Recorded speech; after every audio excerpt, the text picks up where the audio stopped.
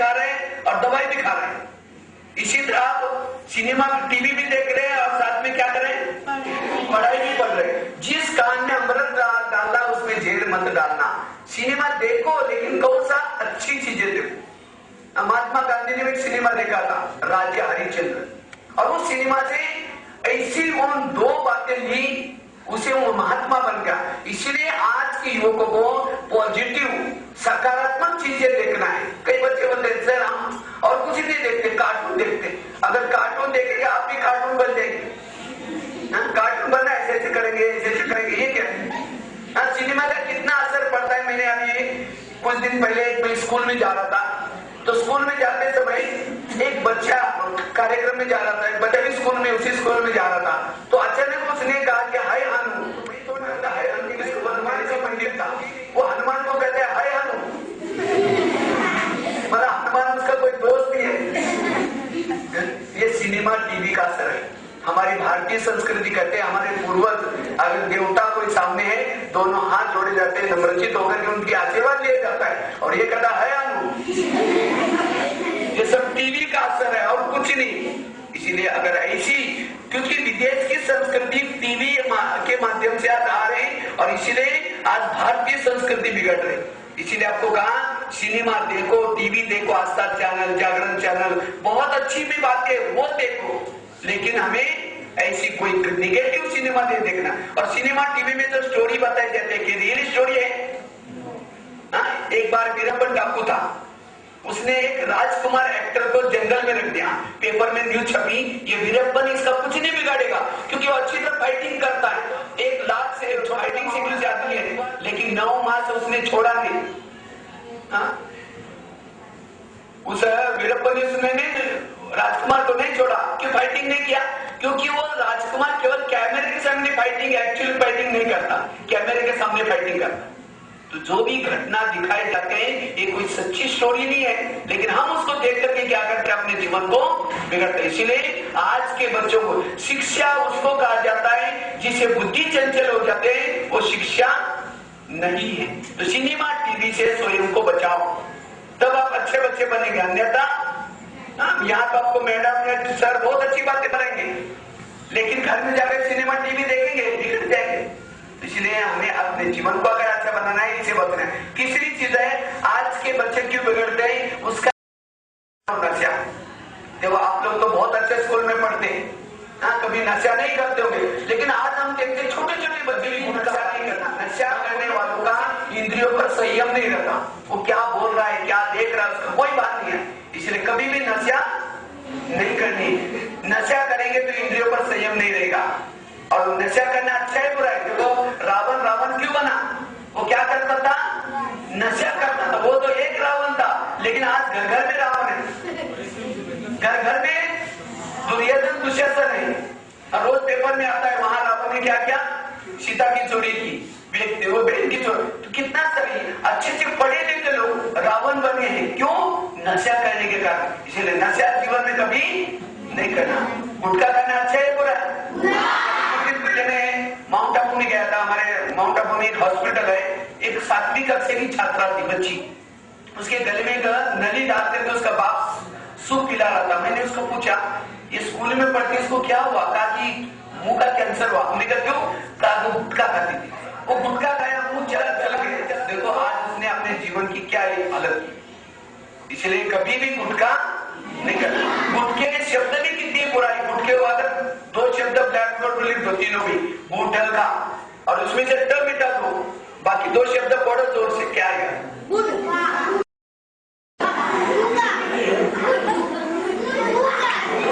ऐसी चीज किया है, कोई भी गलत चीज को क्या किया है, उसके नाम में अर्थ भरा है। जैसे बताया सिनेमा, पाप की माँ, गुटखा, उसके साथ साथ जैसा खाओगे अन्न वैसा बनता है मन, जैसा पियोगे पानी वैसी बनती वाणी। इसीलिए होटल पर बोर्ड में लिखा है होटल, हो सके तो यहाँ टल, लेकिन हम क्या करते हो सके तो सिनेमा, व्यसन और चौथा है फैशन। समझो आपके क्लास में कोई काली सी लड़की है, वो लड़ती नहीं, झगड़ती नहीं, शांति से बैठते, तो सब उसको क्या कहेंगे, अच्छी कहेंगे ना। तो उसका शरीर को देखा या गुणों को देखा, दोनों के दूसरे को अपने तरफ पाप है या पुण्य? पाप। और ऐसा आकर्षण आज धोखे का है।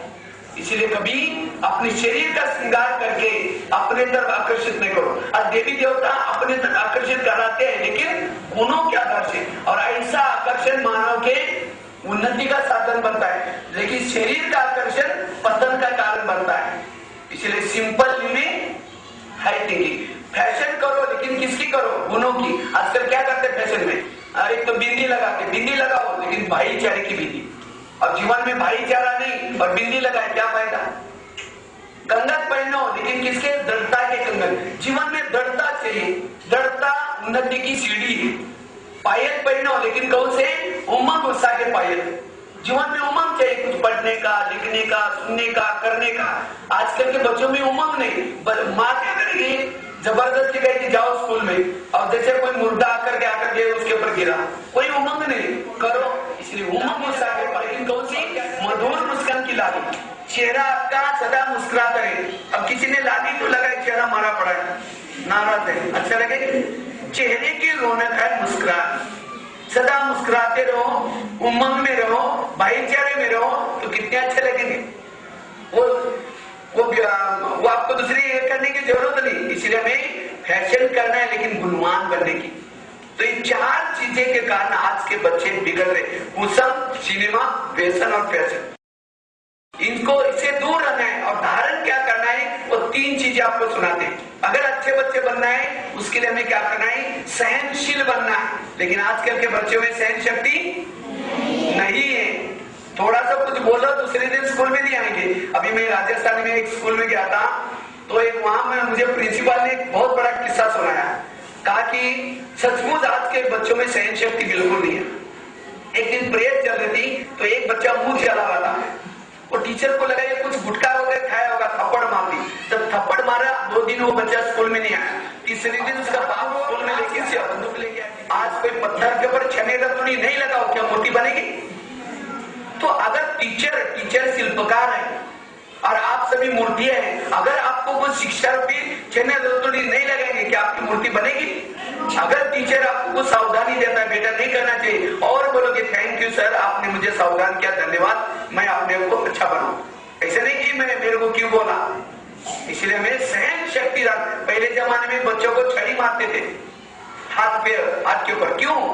हाथ के अंदर एक्यूप्रेशर के पॉइंट होते हैं, जब छड़ी मारते हो पॉइंट दब जाते हैं, बुद्धि खुल जाते हैं, वो बच्चा होशियार बनता है। लेकिन आजकल छड़ी माने नहीं देते। इसलिए कहावत भी थी, छड़ी लगे छम छम विद्या आई खम खम। लेकिन आजकल ना छड़ी लगते ना विद्या आते, कान पकड़े जाते थे। क्यों? कान खींचने के बाद भी बुद्धि खुल जाती। लेकिन आजकल बच्चे ना कान खींचने देते ना छड़ी मारते, क्योंकि सहन शक्ति नहीं। और जिस बच्चे में सहन शक्ति नहीं है उसका दिमाग ठंडा होगा या गर्म होगा? क्योंकि सहन शक्ति नहीं तो गुस्सा आएगा, और गुस्सा आने से क्या होता है? दिमाग गर्म। और जिसका दिमाग गर्म होता है उसको तवे पर पानी डालो तो क्या हो जाता है? उड़ जाता है। इसीलिए जो गुस्सा करते हैं, जिसका दिमाग गर्म रहता है, वो यादव शक्ति कम। इसलिए कभी भी तनाव में नहीं आना है, गुस्सा नहीं करना है। इसलिए कौन सा गुण धारण करना है? सहनशीलता का। आज हमारे जीवन में सहन शक्ति क्यों नहीं आती? कोई गाली देता है तो क्या नहीं होता? सहन नहीं होता। तो गाली अच्छी होती है बुरी होती है? कोई गंदगी की गटर की चीज आपको निकाल करके दे रहे हैं, आप लेंगे? और जब नहीं लिया तो किसके पास रही? उसी के पास रही। कोई गाली दे रहे, लो ही नहीं, हम गाली ले लेते। माना गंदी चीज लेने की आदत। एक बार एक स्टोरी सुनाते हैं। तो महात्मा गांधी ने सभी बातें पढ़ी, लास्ट में उसकी पीन निकाल करके धोती को लगाई, सभी पन्ने वापस दिया और फिर ध्यान में मगन होकर के बैठ गए। अंग्रेज ने देखा मैंने इतनी सारी बातें पढ़ने के लिए दिया, लेकिन पढ़ करके कुछ नहीं बोला, क्योंकि उसके ऊपर गालियां लिखी थी महात्मा गांधी के लिए। तो अंग्रेज बोलता है महात्मा जी आपने गालियां पढ़ करके आप नहीं लगा। तो महात्मा गांधी हाथ जोड़ के कहते आपका बहुत बहुत धन्यवाद, वो पीन मेरे काम की थी इसलिए रख दी, बाकी कागज कोई काम की नहीं इसलिए वापस कर। जिसने ली उसको रात भर नींद नहीं आ रही। घर में एसी है, सब कुछ है, लेकिन नींद नहीं आ रही। क्यों? वो गाली को ले ली। इसलिए ऐसी चीजों को लेना नहीं। आम के पेड़ को आम लगे, एक पत्थर मारो, आम का पेड़ क्या करता है? वापिस पत्थर मारता है। आपने पत्थर मारा, वो मीठा फल आम देता है। अब हमें कोई गाली देता है, हम वापिस 2 गाली देते, तो हमारे से अच्छा कौन वापिस? आम का पेड़, उसने कितनी पढ़ाई किया। तो आम से हमें क्या सीखना है? कोई गाली दे आप भी उसको मीठा फल दो। कौन सा? कोई गाली देता उसको कहो थैंक यू, धन्यवाद। गाली देने वाला भी सोचेगा मैं तो गाली दे रहा हूँ, ये क्या बोल रहे हैं? क्योंकि झगड़ा कितने में होता है? दोनों में होता है। अगर एक हाथ से ताली बजती है क्या? नहीं बजती। झगड़ा दोनों में होता है। अगर दूसरा गाली दे रहा है, दूसरा चुप बैठ जाए तो झगड़ा टल जाता है। क्योंकि मैंने देखा छोटी छोटी बातें, लेकिन आज थोड़ा सा झगड़ा हो गया, जेल में चले जाते हैं। इसलिए हमें जीवन में सहन नेगेटिव बातों को क्या बना दो पॉजिटिव। अगर कोई गाली देता है, समझो गाली नहीं दी, मेरे ऊपर गुलाब का फूल डाल दिया। अगर कोई गुलाब का फूल डाले आपके ऊपर, अच्छा लगता है बुरा लगता है? अच्छा लगेगा। एक महाराष्ट्र में एक संत थे जिनका नाम था संत एकनाथ महाराज। एक बार गंगा में स्नान करने के लिए गए थे। स्नान करके वापिस आए, एक व्यक्ति ने पान खा करके थूक दिया। उन्होंने कुछ नहीं बोला, फिर वापिस गए, फिर स्नान किया, फिर दूसरी बार थूक दिया, फिर भी कुछ नहीं बोला, फिर तीसरी बार गया। 7 बार वो थूकता गए, एकनाथ महाराज स्नान करते गए। 8वीं बार जब वो वापिस आ रहा था, उस व्यक्ति को बहुत बुरा लगा। उसको लगा मैं तो थूक रहा हूँ, ये कुछ नहीं बोल रहे, ये कोई महान संत है। उसके चरणों में पड़े, कहा कि महाराज जी मेरे से भूल हो गई। उस समय एकनाथ महाराज क्या बोलते हैं? भाई आपका बहुत बहुत धन्यवाद, मैं रोज एक बार स्नान करके पुण्य जमा करता था, लेकिन आज आपके थूकने के कारण 8 बार गंगा में स्नान करके बहुत पुण्य जमा किया।